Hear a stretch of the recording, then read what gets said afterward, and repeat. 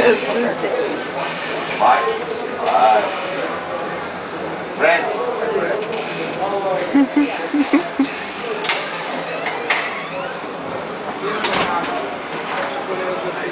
Vai, não. Cara, eu acho que eu tô botando ovo aqui dentro do... Nossa, que calor. Tá, né? Calor. Ô, faz um filme aí, eu vou falar pra Ali que eu tô carregando a porra da calça dela. Duvido. Vai. Mostra a sacola. A sacola. Posso ir? E Não, esse começa o filme. E esse filme com a minha máquina, Capitã né? Nascimento agora diretamente daqui de Amsterdã para você. Eu tô fodida, com frio. Tá chovendo essa merda. Eu acabei de fumar um beck, tomar uma cerveja e eu ainda tenho que carregar a calça de veludo.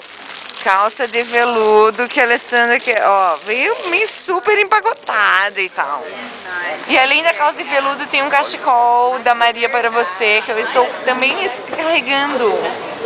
Descarregando e carregando.